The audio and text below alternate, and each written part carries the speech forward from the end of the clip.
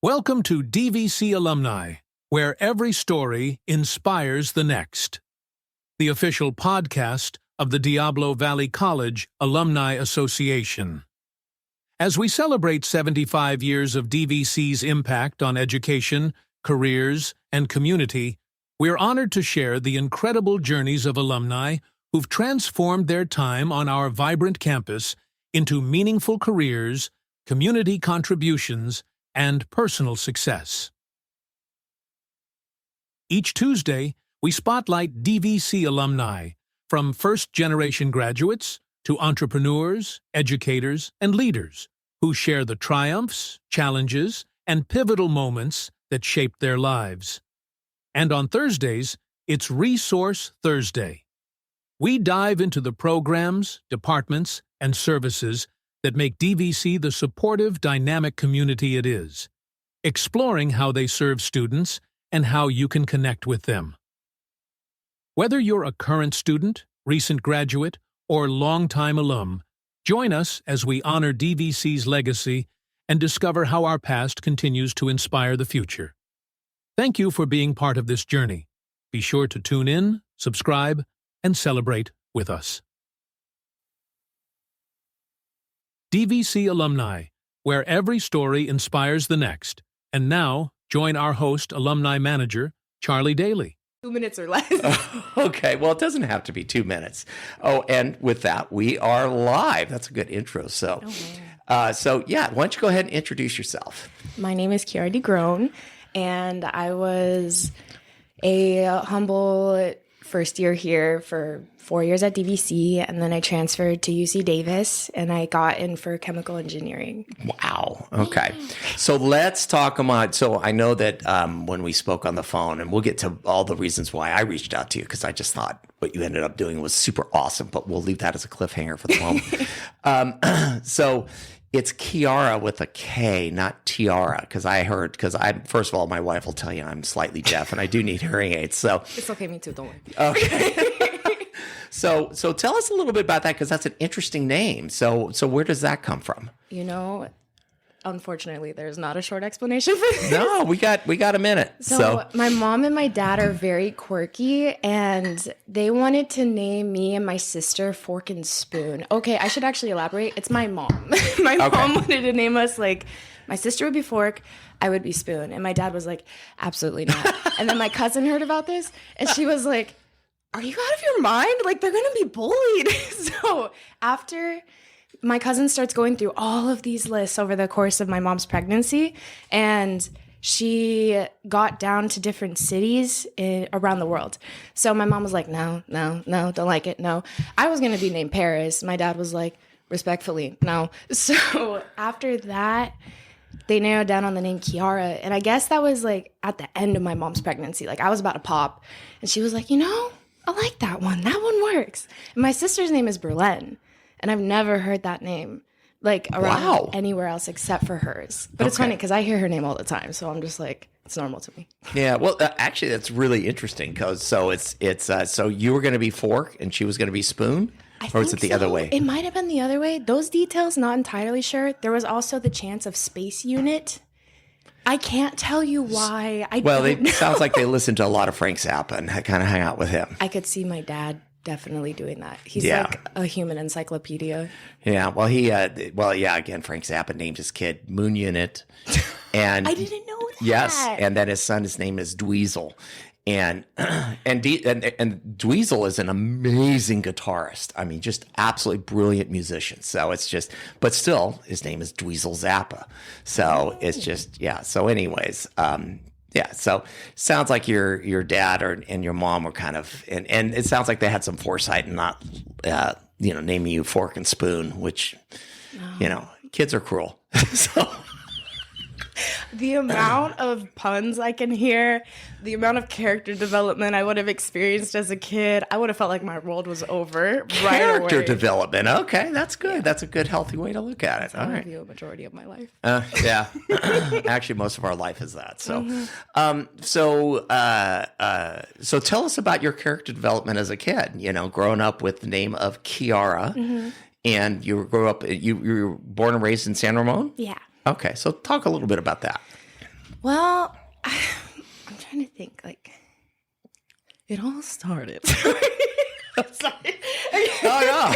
I mean, I love puns. Yes. And like dad humor. I like to Yes. call it stupid funny humor. So sorry, that wasn't the question. However, so I went to Bollinger Canyon and not much happened there. Learned math. That was fun. And then I went to middle school at Iron Horse. And honestly, during this whole time, I wanted to be a vet. So I loved animals. A veterinarian, not a yes veteran. I should. Veteran. Okay. Sorry. We're the king of the. We're the Veterinarian. bunch of dads in here, so we love dad jokes. So yes. Fantastic. Yes. Okay. So I really wanted to take care of animals, help them. And then I get into high school and I'm like, this is still what I want to do. And my mom's like, so, like when you go to college, what are you going to major in? And I was like, I want to be a veterinarian. And she goes, honey, I don't think that's a good idea. And I was like, what? Why? That's crazy. And she goes, you're going to have to put animals down. And I just looked at her and I was like, I did not think that far, which I just thought, ooh, help animals, Kiara happy. Fantastic. It was a simple equation. Yes. And then after that, I was like, oh my gosh, what do I want to do? So growing up, I was a part of a very active family. Like my parents were super big on taking us out every weekend. We would do like bike riding, rollerblading outside, anything that involved the outdoors was like for Saturday. And then on Sunday, we'd go to church, we'd have breakfast, and then, cleanup day. That's always fun. Yeah. So I'm very blessed to have a good childhood, and my parents were like amazing. So I'm really, really grateful for them. And they had I also turned into like a fat TV kid. By that I just mean I loved TV when I was growing up, and it was because my mom was really restrictive about it. She was like, you can watch Aladdin on DVD, but Hannah Montana, forget about it. And now that I'm older, even though I'm not like a parent and I'm still like pretty young, I definitely understand why she did that. And now I'm like, oh my gosh, I'm definitely going to do that with my kids whenever I have them. So they just really implemented a lot of family time. So that was like my, I don't know, 8 to 12. And then I did sports a lot, like ever since I was younger, but I fell into cheer. So I did competitive. And then in high school, I was doing my brain cells, what's it called? I was doing the cheer team for high school, and I was also competitive as well. So I was doing a duo team, and then that basically just like kept going. By the time I was a sophomore, I remember my mom was like, I think you should go to DVC. Your sister went there and, it's really great. Like, you're going to have so much more one-on-one time. I was really stubborn. In my head, I was like, I have something to prove to myself. I have to be able to know I can get into university. And then as time goes on, life likes to throw a nice little curveball at you. And it was like, you're going to go here and you're going to, I don't know. I think I revolve a lot of what happens in my life, honestly, everything that happens in my life with like my faith. So I was like, okay, God has me here for a reason. There's a reason why I'm still in this area. Cause I was like, I don't know if you've seen Barbie. Have you seen Barbie? No. Okay. So the Ken doll, he's known for going like Ken Beach cause he was in charge of the beach. So I was like the Ken of beach. I wanted to Ken Beach. So I wanted to go to San Diego, Santa Barbara for college. Because beach. Well, not the best reasons. Well, my youngest daughter wanted to play softball in Southern California for the same reason. So yes, it's the beach, the weather's great, all that good stuff. So yeah. I love the warm weather. Oh yeah. Anywhere next to an ocean, sign me up. So after that, I was on high school. Oh, so when I transferred or when I graduated high school, I knew I was going to go to DVC. So my mom was like, I don't care what you major in. I just need you to get a piece of paper. It can be whatever you want. I don't care. Get a piece of paper. Mm-hmm. And I was like, yes, mama. Okay, mama. And so I got, I was going through the entire list, and the DVC list is pretty limited, and I didn't really know what I was doing. I was just like, okay, words, cool. Do I like this? No. Maybe, probably. And the maybe was psychology. The probably was environmental science. Oh.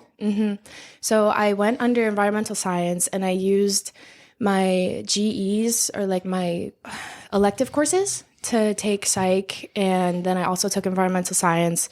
And I think I took like an intro to neuropsychology. That was so interesting, but I knew it was more of like one of your side passion projects where you go down rabbit holes when you're bored. It wasn't my personal career path, but I really loved that. And then there was another outlet of like slightly thinking, oh, what about therapy? Like everybody's told me I'm really good at talking. I ramble sometimes too, so sorry if I'm rambling, but It's okay. Especially like, because I'm trying to work on my speaking skills with others, because I'm good. I would like to think I'm good at like one-on-one conversations with people I'm comfortable with, but when it's stuff like this, like when I tell you at the beginning of this, my heart was like completely going 1,000 miles per hour. So it's like a confidence gainer for me, for sure. Absolutely. I love going out of my comfort zone, but it's always terrifying when I do. Well, and once it stops being terrifying, you should look for a new challenge. So yeah. Oh no, always. No, there's and actually that whole how to be in a room with people you don't know is a skill set that takes sometimes, if you're not taught ahead of time, like here's some basic skills to kind of like navigate the room. It's like it can take you a lifetime to figure out. And there's a matter of fact, there's a couple of business classes here that's what I do is the professors have me come in and I do a day of here's how you go to a mixer. Here's how you talk to other people. This is what you do. Because the thing is again, it's like, it's kind of like getting a conversation. It's like, well, tell me about yourself, because we love to talk about ourselves. I love talking about myself. We all do. But again, it is one of those things where it is a skill set that is it can be taught, but it takes practice. So yeah. And I get it. I mean, when I was, 20 some odd years old, it's like, I was terrified of, especially adults. I didn't think of myself as an adult. You're actually much more adult than I was, but that's a whole nother thing. So, for how much I laughed at, it's not, thank you. Yeah. Okay. So let's get us back on rails, at least for a moment. We'll derail him again, I'm sure. Excuse me. It's like a side quest. Yes, a side quest. That's what we'll call them. What's I call them? They're not derailments. They're side quests. So you came here to DVC and you started kind of like exploring a little bit of, and really that's what DVC does for people, is it gives them a place to kind of like go find out what do I want to be when I grow up type of thing, So anyway, so talk about your time here at DVC a little bit. What was that like? So when I was in my first year here, my sister was in her third year, and she was like, I'm taking you to the Mesa Center. And I was like, the who now, what now? Oh, and okay. She goes like, that's where I study. I was like, okay, cool. I guess I'm bring your sister to work day. Okay. So, well, she wasn't working here. She was a student, but she brought me in, and then I think it's like mathematics, engineering, I don't know the other two. I'm so this sorry. is the STEM folks. Yeah. Yeah. So I go in, and then I'm a very, very social person. Like I need to be around people, even if I'm alone. Like I can be alone, but I like to be alone in the presence of others. If I have work I have to do. So I went with her for a while, met some of her friends. And then I was like, okay, I don't really want to have this is my little sister and those are my friends. Like I want to be friends with them too, but I also want to have my own sense of community and navigate that on my own. Oh my gosh, so sorry. There's like, words that come up in ChatGPT and then you hear them like all the time. And then I hear myself say them and I'm like, ooh. What's that? What word? Foster.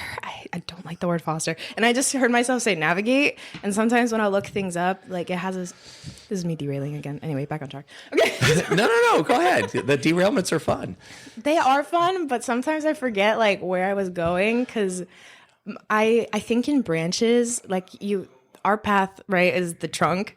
And then the way how I think goes off into all these little branches off of the tree. And there's one word that will take me to one branch.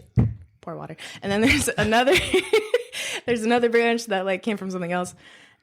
And I have ADHD too, but it's not like anything that I can't handle. Mm-hmm. You know what I mean? But yeah, that's why I think in branches. Well, and before you get too worked up about the going off in branches, keep in mind that Newton had a thought. We're going to go back to Newton, where it's just like he saw a piece of fruit fall, and then he was looking at the moon.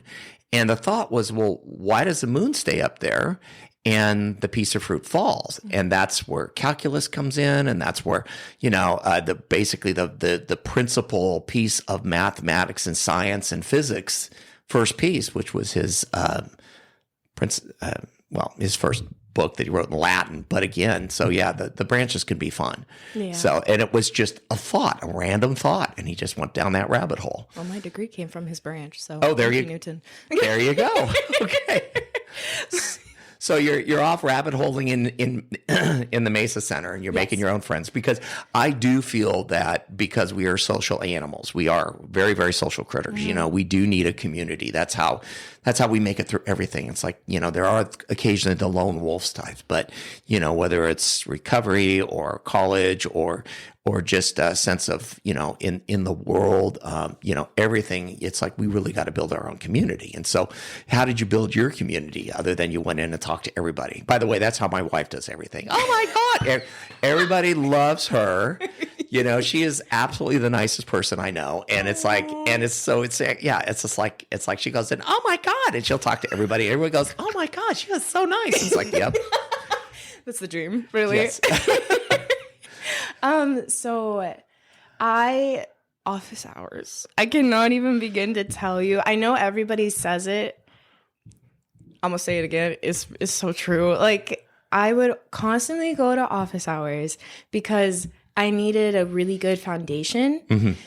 And for me, especially because the way how I learn is by doing something over and over and over and over and over again, it can be very draining, and I need to almost not think about the fact I'm doing it multiple times. And that's what I would do when I would go to office hours. So I would meet with my professor, and then you make friends with the people that go to office hours too. Because if I'm going to them like whenever he has them and it's in my schedule to go, then I am more than likely to, like, kind of regardless, I almost feel like it's maybe a given as long as you're open to it, you're going to make friends that way. Mm-hmm. So I made like some really, really great friends. And then we would go to the Mesa Center. We'd study there, use the whiteboards. Oh my gosh, I love whiteboards so much. Like, I would just take up an entire, like, half of the wall to write down things. And then, oh my gosh, that's how I met my best friend too. We didn't meet in office hours, but I remember, we talk about this all the time. When I saw her in our math class, I remember thinking, I don't think that girl likes me. And it's been like 7 years now.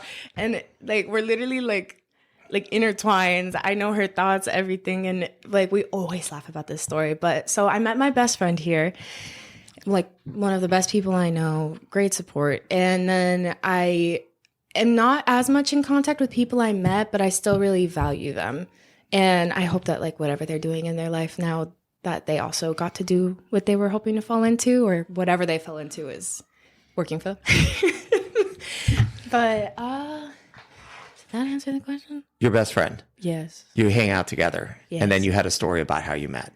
I did. So we were a part, I don't remember exactly what it's called, but it was one of those programs where they kind of set up your classes where you're all in the same ones together. So I was in one of those, like, because I wanted to make sure I had a good foundation in math.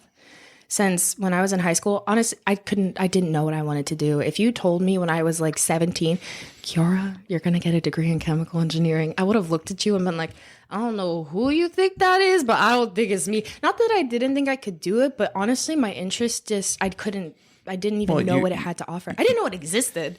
You were going to go chase down puppies and go help puppies, right? Which is not the same. Yeah, it's very different. But I honestly thought engineering was like civil and mechanical. I never explored any other options. So that little tangent to the side. So with Z, well, her name is Arpana. And we were in one of those, like, you take trig for some amount of weeks, and then in the same semester you take algebra something for some amount of weeks. And then after that, that's when you move on to pre-calc, calc 1, all of those other classes. So we also had a counseling class together, and we had Gen Chem together.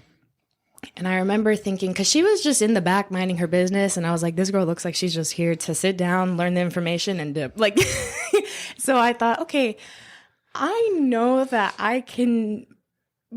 I feel like sometimes with some people, my personality can be maybe a bit overbearing, and I really want to be as mindful as I can about that when I can see that someone else is more reserved. So I remember thinking, I want to go up and say hi, but I don't know if that's invited. So, and we didn't talk for like a good chunk of the semester. And then at the end, we were doing this little like write out situation where you wrote something on the back of a person's piece of paper that was taped on their back, something that you admired about them. I don't remember exactly what it was that she wrote on mine, but I remember I wrote something on hers, and I think it was, oh my gosh, I don't even remember what it was. Maybe she does. But that aside, like, we start hanging out, and I remember thinking, like, oh my gosh, we're hanging out. Like, I didn't think that this would happen, because she was like, hey, do you want to, like, go get some, like, Indian food together? And I was like, oh my gosh, yes, I would love to. So we go, and then we start like doing things like that a little bit more. And in my head, I'm thinking like, oh my gosh, like, are we friends? Because I was growing up, I was a floater. So I was very cautious about the way how I opened myself up to people, because especially in high school, I never had like dilemmas with anybody, but it was because I was so scared of, if they got to know me more, then someone would find something to say. And it was mainly due to hearing all of the rumors that spread through high school, which is inevitable no matter where you go, and it's not their fault. You know, we were just kids. But that was just, I never had a close friendship. And I did have one in high school, which, like, very grateful for her too, but like, our lives just kind of like drifted. Yeah. So then when I met Bestie Boo, she just, like, over the course of 2 years, I remember thinking, I feel like we're best friends, but I don't know. And then like, and then it's like, what are we? And so then she goes one day, like, you know, like, you're my best friend. And I was like, I'm your best friend. So that is like definitely one of the most valuable things I've ever taken away from here, as far as like my personal life. And then with my classes and everything, I actually ended up going to a counseling appointment. I mean, I don't know. Did you want to move on from that topic? Oh, no. We're doing fine. So on to the counseling appointment. My sister told me you need to see 3 counselors at least. You need to find a good one. And in my mind, I was like, okay, I'll do it. I don't want to look back 10 years down the road and regret not going to an appointment that takes 20 minutes. So I make an appointment, and I'm telling you, I knew like right away, you know how people are like, oh my gosh, I knew he was the one. For a counselor, I knew he was the one. Okay. So I was like, I don't need any other appointments. And my sister was like, no, still make other appointments. And I was like, okay, fine. Also, my sister's older, so if that shows dynamic. So I'm so sorry.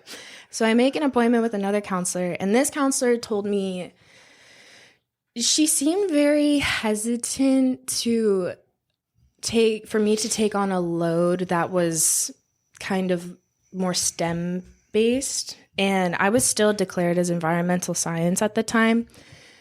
But when I had this appointment with the first counselor, the one I really, really loved, I remember my mom, sorry, like my mind is like backtracking a little bit. So my mom sent me a text one day, and she goes, have you looked into biochemistry? And I was like, oh. Okay. What do you mean? What does that have to do with the environment, Mama? And then she goes, you'd be really surprised. Like, you should check it out. And then in my head, I'm like, that doesn't have anything to do with the environment. And then I thought, am I really going to regret looking up what this degree is if I don't take 2 minutes to do a nice little Google search, and then 10 years, I'm sad that I didn't look this up? So I look it up and then I'm like, your mother's always right. So that was why I had the counseling appointment, and I go to him and I'm like, hey, I would really love to switch my degree to biochemistry because it was a lot more. I don't remember exactly, but I just knew that you could do a lot more with it than environmental science, because environmental science, it seemed like park ranger was kind of more or less what I'd be doing. And I know there's other options out there too, but that wasn't what I was feeling, I guess, like gravitated towards. I didn't feel pulled, and I was waiting to feel pulled by something. So when I read biochemistry, I was like, oh my gosh, wait, this is so interesting. And also I learned I actually really like biology. So I went to my counselor and I was like, I really want to switch, but I know that the load's a lot. And I was also, I think, wrapping up the first year, or I was wrapping up winter. I can't remember, or fall, because it's fall and spring. So I think I was wrapping up fall or in the beginning of spring. And I was like, I really want to go to this major, but is that possible right now? And he goes, if you want to get out in 3 years, which is like the realistic timeline, then he set my mindset for my entire education, and honestly for a lot. He was like, I was like, okay, so I want to do this. He goes, you can, but you're going to have to understand that your personal life is going to be school for the most part. And he said, but that's not a bad thing. You can make friends. You can, in a way, view your social life as going office hours, studying together, but you have to be okay with that. And you're going to have to be okay with sacrificing, like, going out with your friends or going and doing like these other things. So I was like, oh, okay. And then he goes, and you have to take Calc 3.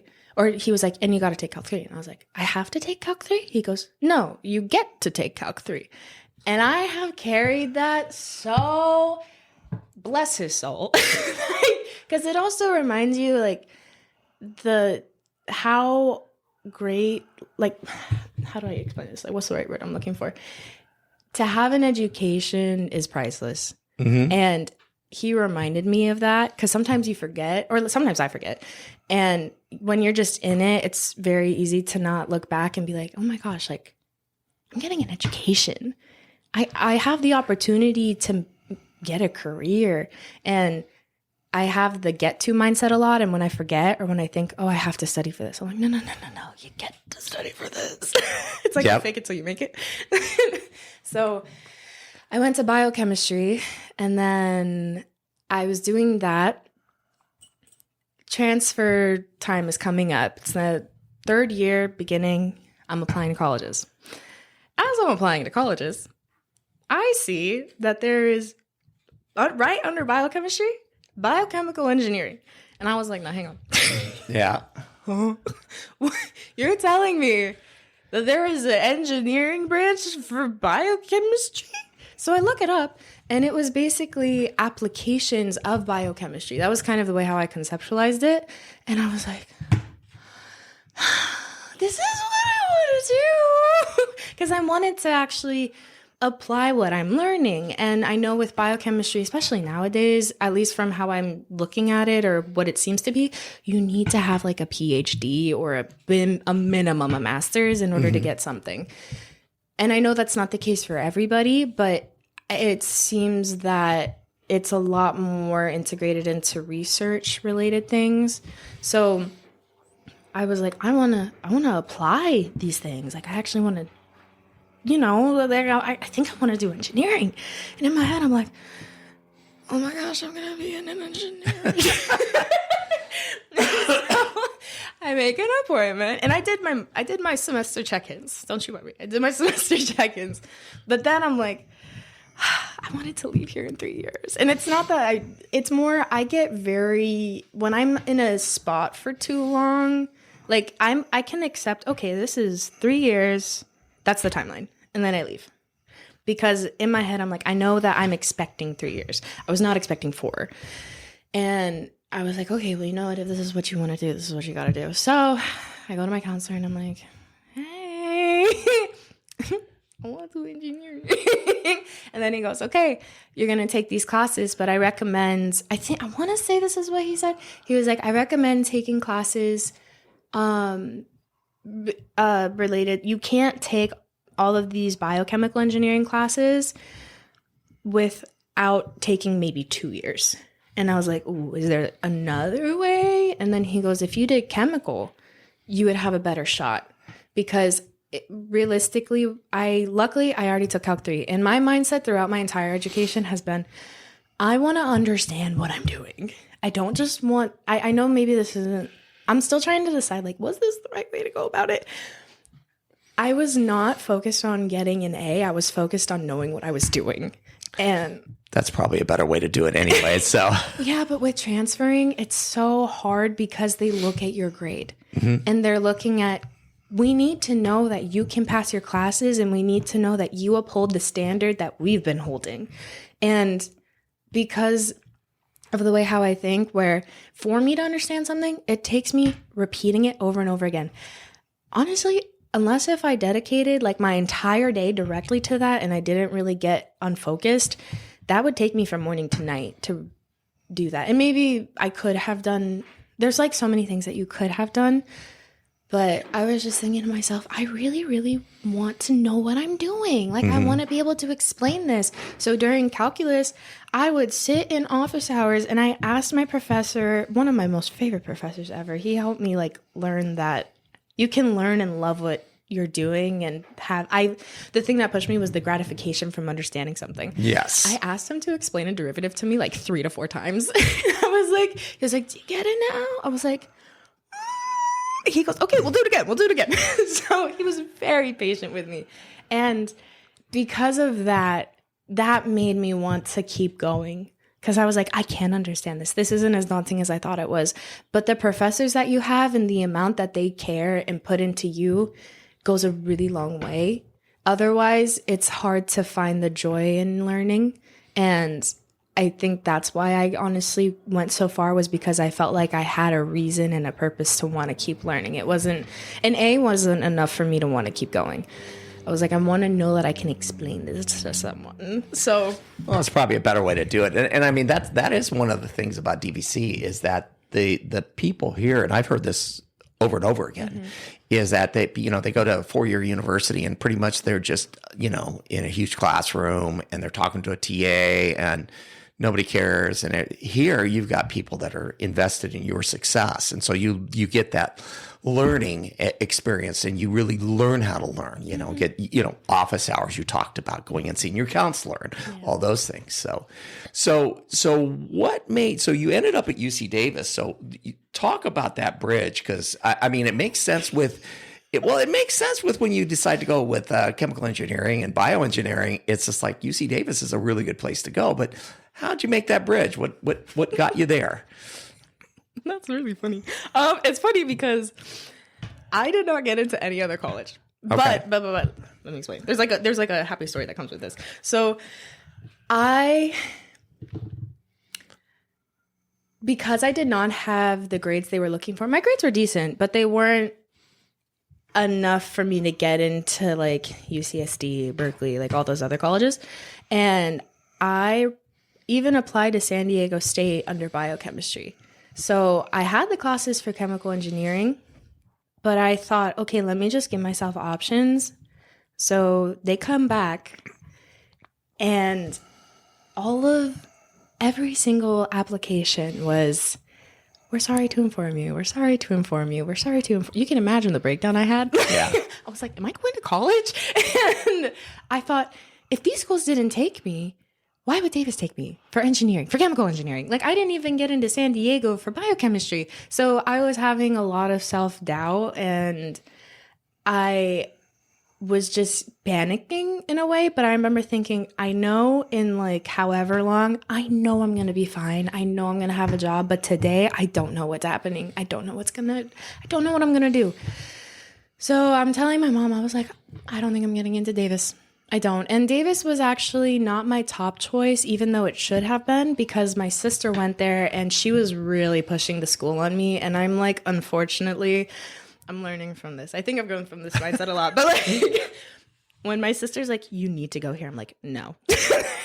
Like, it could be the best program in the world, but because it's being forced on me, I'm like, I need it to be my choice. I need it to be my own option because I need to know that I am taking, like, guidance is important from the people you love and care about. But when it's constantly like, you should go here because of this, you should go here because of that, I'm like, that's Cowtown. Like, what do you mean? And I'm so grateful that I did go there. But what happened was it was such a funny story. I actually planned a trip. I got waitlisted.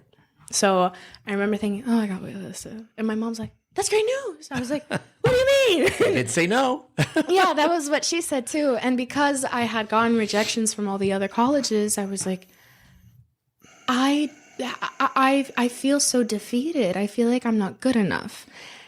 And gotta be so careful with that mindset because it's a really slippery slope. Mm-hmm. And I was like, all I'm getting is that you're not good enough. You're not good enough. You're not good enough. And then that was mainly why I wasn't broken from it, but I was definitely a little bit in shambles. And then I planned because I was also trying to like expand more on my traveling too. So I already had a trip planned to go to Greece. So I went there, but I literally brought my computer with me because I was waiting for them to get back to me. While I'm on a random island out there, I hear, you have this one grade that's not what we asked for. Like, you needed a B. They said like you needed a hard B. The last 2 years was COVID. So, oh, yeah. Yeah. How fun. I kind of like blocked it out. But yeah. I actually, oddly enough, that wasn't as bad for me, mainly because I work really well with having a lot on my plate. So I just dumped classes onto my schedule. I was taking 3 lab courses at one point, but they were all simulations. And when I tell you I was just at my computer from like 8 a.m. to 8 p.m., just like, yeah. And it was kind of nice knowing none of us can go outside and enjoy the outdoors because I didn't want to tempt myself to go do something and not study. So it was nice to know, oh, oddly, no, none of us can go outside. All I have to do, all that I get to do is study. Let me just dump it on. So that's what I did. And oh my gosh, there goes my little branch. I lost my train of thought. No, you were in the Greek islands. Yes. You needed a hard B and you didn't. Yes. But it was during COVID. And so what happened? That was due to a coding class I took. Okay. And because that class was online, I thought normally office hours work where I'm not honestly sure if other classes don't do this, but usually you go and then you can see other people's questions and you can hear about, hey, like I'm having a hard time with this. More often than not, because I'm still learning and I'm probably like at a different point than other people, I had no idea like what questions to ask. So I sit in office hours. So I'm like, I don't know what I don't know. Right? And then I didn't realize this, but he only had sections where he would take one student at a time in the room. And because of COVID. Mm-hmm. Oh. But it wasn't even in a physical room. It was online. Oh. So I'm not sure why he had that structure, to be honest. And I tried to work around it, but in general, coding was something that was very difficult for my head to wrap around because of the symbols, and I'm visual. Like, I can learn anything with a YouTube video or like with another guided class, but I didn't know how to do that at the time. And I guess I don't even remember what I was taking. I don't think it was DVQs yet, but it was just the guidance that I usually get from asking questions. I didn't know what to do. So my grade kind of took a hit because of that.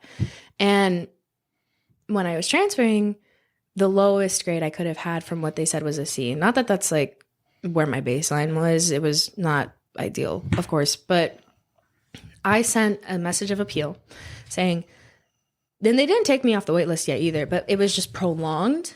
So even then they took the first round and then I was in that second round of wait list because of this. So I'm like in, I think it was like Ciros or something. And I'm just like typing this message. And I called my mom and I was like, Mom. And then she goes, write a letter. I was like, I am. So I write this letter. I didn't know this until I came home. My sister actually wrote a letter for me too. Oh, nice. Yeah. And she also went to Davis. And I'm very grateful for her because she has a really, really big heart. Even when she's telling you, you need to do, and your first instinct is to push back. Yeah. All right. Yeah, that's what big sisters are for, you know? I know. Yeah. So she writes a message of appeal or letter of appeal for me saying, like, I have seen her in her room just studying. Like, I don't, and I felt really advocated for it because to me, it felt like, okay, yeah, I'm studying. Now I'm hungry. So I go eat. Like, in your head, you always feel like, I always feel like I could be doing more. So it never felt at the time that I was doing enough. Mm-hmm. But then you can only sit at your desk and stare at it for so long. So it was like a big, like, and so I go to write this message of appeal. I come home. I got in. Yay. All right. So I, of course, accept. And I was like, oh my gosh, like, God shined a light on this. He was like, I know if you got into Santa Barbara, you would have gone. I know if you went to San Diego, you would have gone. We'll never know. But I feel like it was almost like a light shining on UC Davis. Well, if nothing else, there's no beach to distract you. So that's what I was thinking. Yes. I will say, I went to Yolo Berry with my friends 3 times a week. That was really fun. Okay. That was like our little bonding. So I had to get an apartment, found an apartment. It was like right downtown. And then by the way, I love Davis downtown. It's so it's so quirky and kind of cool. And what I really like is right off the main street, they have this little chunk of faculty housing, which are these really cool little cottages almost. That's what those are? Yes. Wow. That's faculty housing. You learn something new every day. I can't tell you how I know that, but well, no, it's just there. I did some work with some of the folks up there, and that was one of the things I learned about the different, everything from the primate center to the little faculty housing, and that's where the president of the college lives or the university and stuff like that. Those are really cute. So it's a cute little town. And the arboretum. Yes. Yeah, that's really cute to walk through too. I will say during the winter, it's a little espresso. It's like, yeah, sorry. I hope I'm not like derailing our talk too much either. Oh, we're good. We still got time. Oh, lovely. Okay. Yeah. So you got into Davis and you're still pursuing chemical engineering, right? So you're doing your classes up there. You're hanging out with your groovy friends, all that good stuff. And so eventually, and this is why I contacted you, is you became talk about that, the coffee thing. So I can't remember exactly what it was, but I was oh my God, I got to talk to her.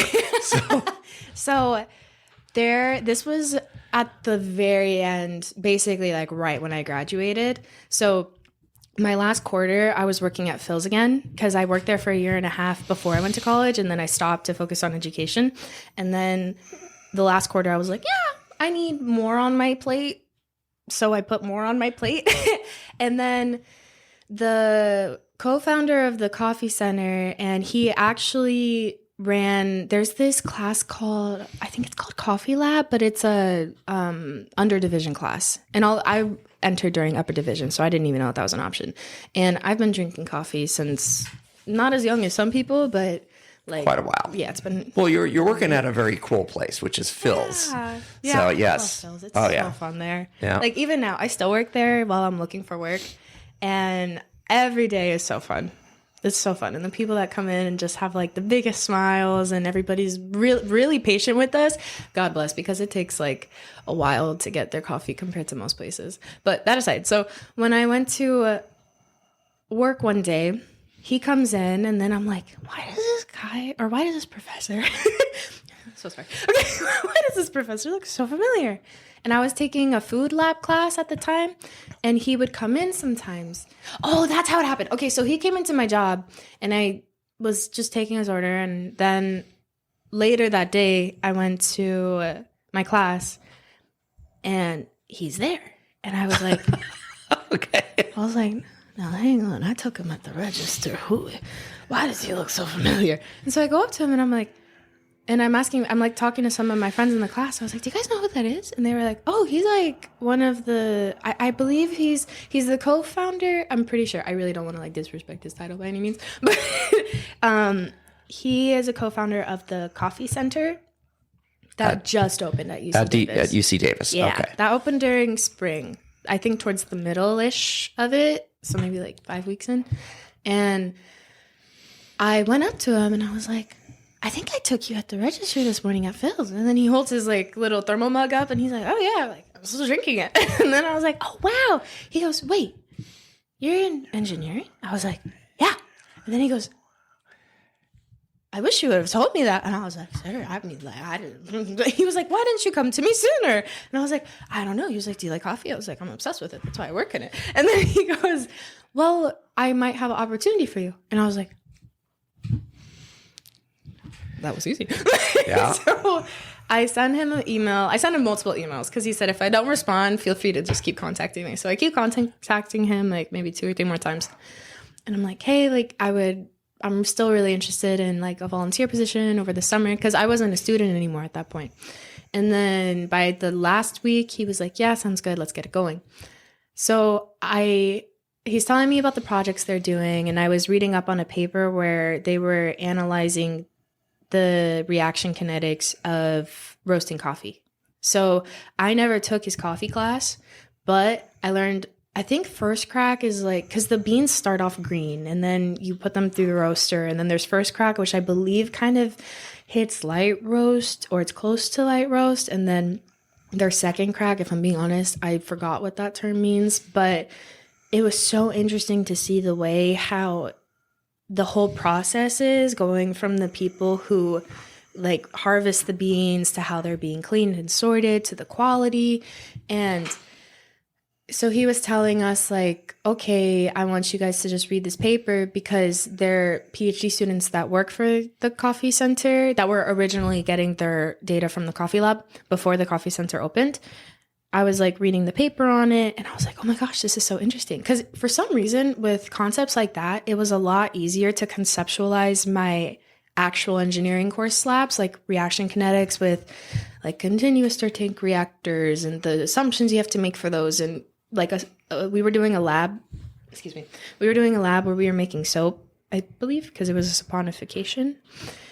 And I was like, oh, for some reason, knowing how the coffee data looked is a lot easier for me to understand the plots of this lab because I couldn't go into lab during my time here just due to COVID.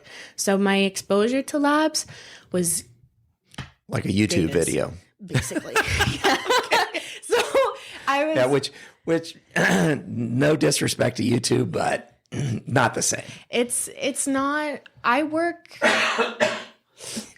really, really well with actually doing it myself. It's kind of like organized chaos the first time because my mind's trying to connect my movement and what's actually going on.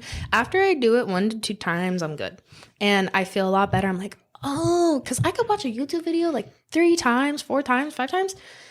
I'm still going to have a really hard transition from the YouTube video to actually doing it in a laboratory. Because I know what the equations are. I know what we're doing. But visually, I'm having a hard time connecting them. Mm-hmm. So once I repeat that a couple times, we're good to go. So it's a really good learning experience. So what were you doing in the coffee lab or in the coffee thing? Talk about that, because that's like, yeah. Now I mean, you're beyond any my understanding. Other than I drink coffee and I love it, but I do too. So they were just getting a head start on some projects, but oddly, so this is where like the fun story comes in. The day of graduation, I get an email from him, and he's like, "Hey, do you want to come to the World of Coffee Expo in Denmark, Copenhagen?" And I was like, I'm not even kidding. I was screaming. I was like, oh my gosh. I was like, what the heck? I just met him like a few weeks ago. And oh my gosh, this is amazing. I was so excited. And there was another girl who was coming with me too, and she was a year below me. So I met her through that, and she's like one of my really good friends, like to this day, and she's also in the same major as I am. But I was like, I emailed, because I was supposed to transfer to the Walnut Creek Phils, and I was originally in the one in Davis. So I emailed my new boss, and I was like, hey, like I got the opportunity of a lifetime, please, can I have a later start date? And she was like, no worries. And I was like, bless you, thank you. So I went to Denmark, and we were there because we were taking survey data for like a color analysis of different coffee roast profiles. So there's, like light, medium, dark. But what I learned while I was there was different countries have, I guess you could say, different definitions almost of what's considered light, medium, or dark. And what I believe, if I understand what we were doing, like to the best of my ability, because I don't want to like miscommunicate anything. That's like my biggest fear, is like saying something that wasn't like, that's why I'm like, disclaimer. We were trying to create a dictionary of what people determine it. So there was a whole bunch of different samples, and then we asked people with already like pre-named colors. It was like reddish brown, grayish, yellow, things like that. We asked people, what do you see? And we needed the European data set so that way they would have a lot more. And I believe we surpassed the data by like 12% that we expected.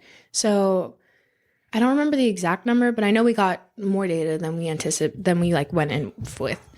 So I was honestly just like, oh my gosh, I can't believe I'm here. So, well, that's like way geeking out on coffee, and it's like I'm like, oh my gosh, because I hadn't even thought about that. It's like, what's the definition of medium roast? Yeah, depends on where you are. Yeah, you know, they have a industry scale color analyzer. It's called Agtron, and it will give you a percentage. And I believe the lower the percentage, I think it's like the darker the roast is. So that was, I believe, like part of the way how they were going about it. And actually, I just saw the professor yesterday because I went to Davis to go talk to the Career Center. And I went up to the offices in Boehner, and then I was walking by, and he was in there, and he's never in there. And I was like, oh my gosh, hi. And then he goes, hey, like, how are you? What's going on? What's new? And then, so we were just like catching up for a second. And when we were out there, he told me that they finished the paper, and he was like, oh yeah, you're acknowledged in it. I was like, huh? Like, awesome. I didn't know that. So that's really, really cool. And I told him I was really grateful, and I felt really honored that he asked me to like be a part of it. He was like, oh, like honored. I was like, well, yeah, like usually PhD students and master students go there. And the thing was, the student who was originally going, she's a PhD candidate. So she was supposed to go and get her data, but they weren't able to get their visa in time. So it's very rare for a undergrad to go to something like that. So that was why I felt really appreciative, was like, you've known me for a few weeks and you trusted. I don't know necessarily like exactly what was going on in his mind, but either ways, it was one of the like most great fun experiences I could have had. And he told me like, yeah, we brought you because you have an engineering background, but you're good with people. And I was like, oh my gosh. Yeah. Well, it's funny. It's like engineers are not known for being people. Yeah, I didn't realize how much people wanted that until I graduated. Yes. Well, it's sorry about that. Okay. I still think it's like a skill set that was really important, is being able to have a conversation and not be, I mean, you're geeking out on coffee and chemical engineering, which is, a lot of it is beyond me, but it's like, I love it because it's just like, oh my gosh, there's so much science goes into stuff that we just take for granted, like coffee. Cool. Yeah. So you got to go to Denmark. You got to go gather data, and you get acknowledged in a paper as an undergrad, which is no small deal. And so now you're graduated. And so what do you see as because you just graduated just not that long ago. So what do you see as, oh, by the way, we're going to put a plug in for the DVC Career Center for those that are not UC grad. Well, actually, if you were a UC grad, you could come and check out our Career Center. Yes. Alumni of any ilk can come, whether they're fresh or been out for a while, can come and check out our Career Center, and they'll be more than happy to help them. But so what do you see as your future path over the next just couple of years? Because I think we talked about before we started, is like life is not linear. No. Yeah. Because when you were in high school, did you think you were going to be in Denmark collecting coffee data? No. Yeah. Never. And he's like, I don't think I will ever understand how much, like how big of a deal that was until I'm older. Because even now I keep telling myself, like, that was a really big deal. And I do know that, but it's like, I can't conceptualize it because I don't think I've been in the industry long enough to really understand what that means. But I do know, regardless, it was a big deal. So, like, I don't take that for granted. Like, that was like, it was amazing, Well, the best thing you did is say yes. Yes. Yeah. I fought to go because I was like, wait, I have work. And then that's where I think you never know until you ask. And it's more so the way how you ask. Like, if you're blunt and kind of rude about it, like if I, to my new manager, was like, hey, I'm going, that's like, nah, don't do that. Don't ever do that. Yeah, it's just like respecting other people's time, because I felt like I was cutting into that other person's time, like my new managers. And then she was so cool about it. And yeah, it was like, wow. And then there was a few other people from Davis who came with us too, who also worked under the professor. And yeah, but now I worked there over the summer. And then, did you want to know what I was doing over the summer? Yeah. Or did you want to move on from that? Oh, no. Okay. We can talk a little bit about that. I want to be respectful of your time, because you said you had to bounce pretty soon. So what time is it? It's 9:55. Noted. I have work at 11. Oh, okay. It's so fun to whisper into this. Okay. So what did you do during the summer? During the summer, they actually the professors started a roast pick app, which was using your phone to analyze the coffee bean quality. So that way I'm trying to think of the word, but after the beans are harvested, not all of the beans are going to be like the most ideal. So this piece of paper, it's like a laminated piece of paper, but they took a bunch of data that correlated Actron values to the lighting and everything that was happening whenever you would use your phone. So they were trying to, like, I want to say it was like a calibration to make sure that it was aligned properly. And that way any mean of error from your phone could be taken into account and then adjusted according to the industry value. And this is for grading coffee beans. They were kind of doing a bunch of different studies with it. So it was ranging from whole bean to the light, medium, or dark roast to when they're ground to what grind size. So there's a lot that goes into it. And then at one point I noticed that there was like a discrepancy of 10% roughly because when you use your phone to take a picture, sometimes I take a picture and the Actron value would come up as like whatever percentage it was. And then I would take another picture where I tapped on it and I was like, why is it different? That's so weird. And then I didn't know if that was supposed to happen. And that's where I learned, because I would like to think I'm relatively decent at like communicating, but because I was so new to this, I didn't know what was like, you should go talk to someone about that or not. I didn't know if that was supposed to happen. So at the end, I go to him and I'm like, yeah, I noticed like there was this change. And he was like, oh, like next time just come to me sooner when that happens. And I was like, noted. So a whole side quest had to be taken to understand why it was, because it was supposed to adjust. Like whether I tapped on the lighting or not, or like tapped on the beans for the lighting adjustment or not, the number should have stayed the same. So the majority of the time that I was, the majority of the time that I was out there, they were working on just setting that up. And then I had to leave because at that point it was just getting a little, like, I was trying to study for PLCs. It's like it's such a tongue twister, programmable logic controls, which is really, really useful across all engineering. Yep. And I was like, okay. Excuse me. No, it's okay. A little tickle.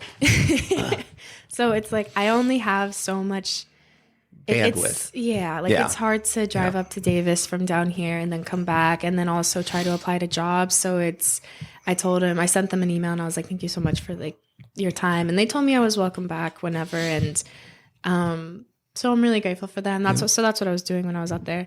And so now what? now?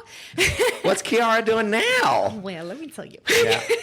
Kiara has been applying to jobs. She went to, I love talking about myself in a third person. It's so fun. So I recently went to Genentech to shadow somebody for automation. Oh my goodness. Yeah, okay. He's like in charge of the lighting across all of the buildings. It's insane. So I have been speaking consistently with a couple people, and one of them, she's my mentor. The other one, he's basically like, in my mind, a mentor. He's been so great. He's a part of ISBE. Both of them are.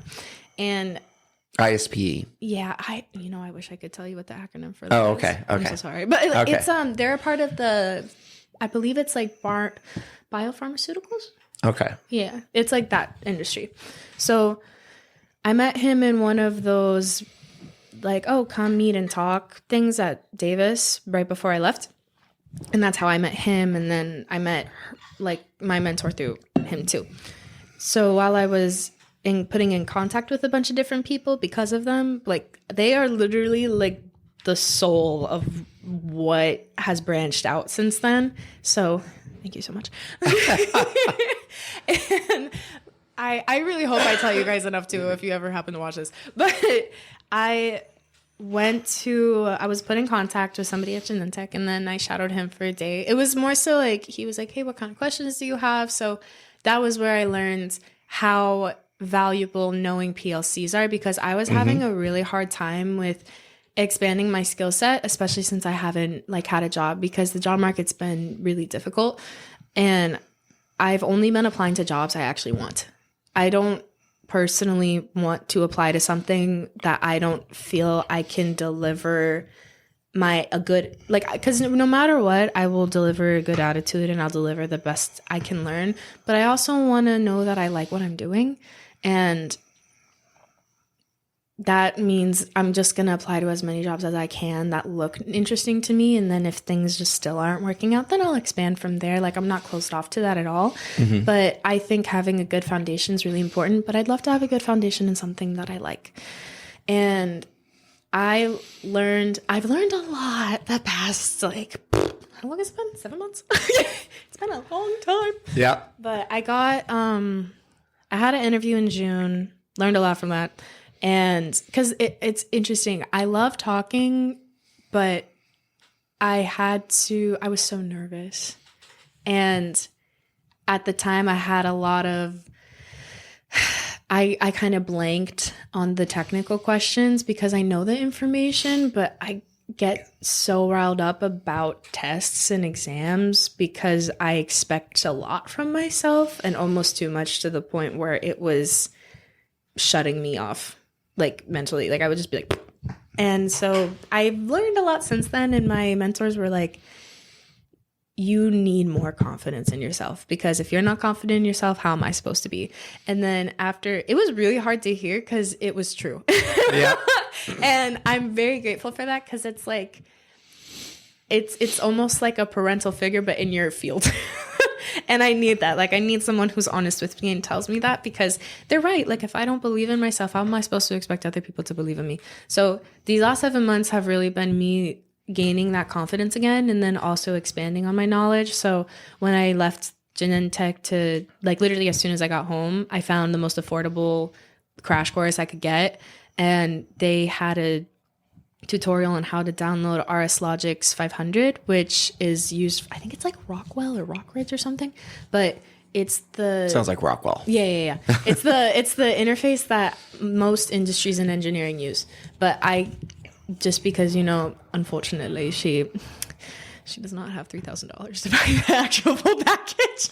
So I got the free version, and he said as long, like the guy who's teaching the course, he was like, as long as you know the foundational skills, you can add on to any interface, but you just need a good skeleton in a sense, like a good blueprint. Well, it's also why getting your general ed classes in anything are so important, because the thing is then when you start stacking stuff on top of it, it's like, think about it as like all the math that you did, and now you want to be a chemical engineer or whatever. It's like, Yeah, I don't want to lose my skill set. Yeah. Like, I love learning. Like, that's something I thought about, because even certain concepts that were hard for me to grasp since I've been out of college, I actually find myself thinking about it randomly on a drive. I'm like, because when you learning about like distillation columns, that was such an interesting lab. Like, I'm telling you, that was the hardest thing for me to like wrap my head around, because you have to look at so many different factors, like evaporation, the boiling points, the condensation, and then like what temperature can you heat this up to without compromising both things involved. So even now it's like, I kind of looked it up for fun, because I was like, I want to understand this more, because when I went from a 16-week system to a 10-week. So when you're taking like 3 to 4 classes, it's just kind of like get as much down as you can. But I felt like I didn't have enough time to really understand what it was. And now I know that I love this degree and I love what I learned because I'm looking it up outside of college. Okay. So it felt like good to know that. Yeah. And now I'm still applying to jobs, and I'm still trying to build like my own networking system, because I feel like I'm in the place I'm meant to be in, but I definitely am a little later on that as far as networking. Well, the networking thing we'll talk about once we're done with this, because I do want to be respectful of your time. One of the things I think what happens is early on is like once you get that job, or when you're on that path to whatever you're doing, like special education. And I think a lot of college students don't pay attention to it because it just doesn't feel like something they have to pay attention to yet, because I don't need a job today. Yeah. Well, that's where developing your network is important, is developing it today. But the thing is you weren't in a field to develop that network yet. And certainly I can help you, at least point you in a few directions and stuff like that, that's what the DVC Alumni is all about. It's like, I have a very good friend of mine who works up at Lawrence Berkeley, who's a scientist up there, and he's running about 27 different environmental programs. I mean, you could probably talk to him about it and actually understand what he's doing. I can't, but that's okay. And he's a terrific guy. He's a really good guy, and he's more than willing to talk to anybody I point at him. So, and there's probably a few other people we can point you at least to talk a little bit and increase your network, because again, that's what it is. Every job I've ever gotten that I loved was because of somebody I knew.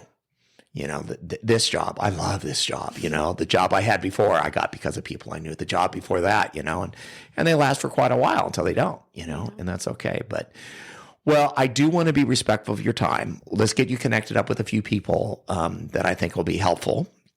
I've had a blast, and once you land a place and land a gig and you're in there a little while, I want you to come back and let's talk some more about it. And you can talk about how exciting it was, because certainly you definitely are fall into the same category as my wife, which is that bubbly, happy, everybody loves you. Yeah.